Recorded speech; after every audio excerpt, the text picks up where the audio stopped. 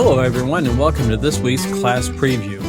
We're diving into a powerful set of topics this week, one that hit the core of how we manage people, protect workers, and responsibly use public resources.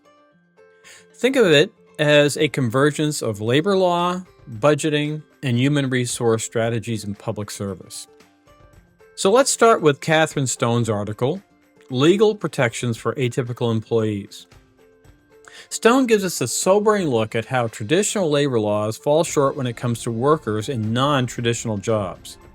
That includes temp workers, gig workers, remote freelancers, even some part-time or project-based roles inside government or public nonprofits.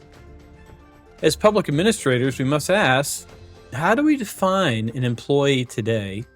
What happens when someone's work is vital, but their job doesn't come with the same protections or benefits?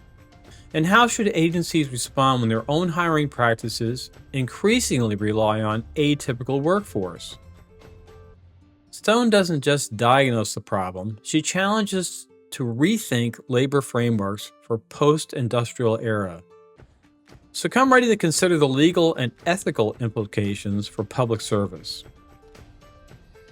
Next, we'll shift gears to budgeting side with Chapter 12 of Lee Johnson and Joyce Public Budgeting Systems. This chapter focuses on budget execution and control.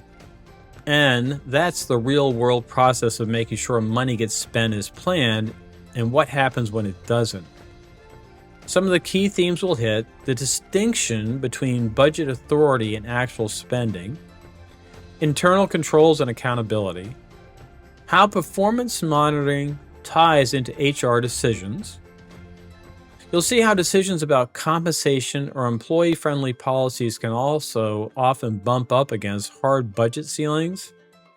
And that sets us up perfectly for the HR side of this conversation. So let's move into the HR Matter text by Bergman and colleagues, starting with Chapter 7 on compensation. Compensation in the public sector is never just about the paycheck. It's about fairness, motivation, recruitment, and retention. We'll explore questions like these.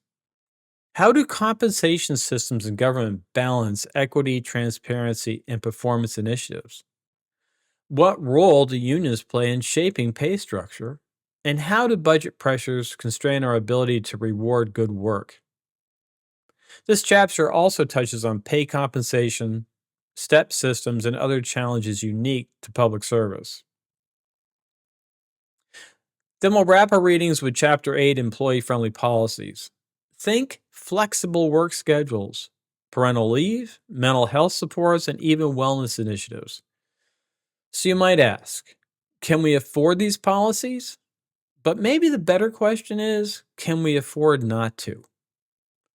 Employee-friendly policies are increasingly tied to retention, morale, and even productivity.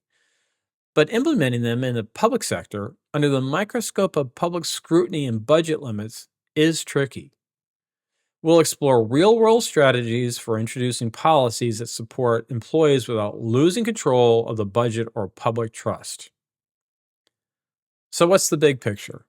This week is about balance between rights and responsibilities, between legal frameworks and evolving realities, between fiscal control and workforce flexibility. These tensions are at the heart of public service management.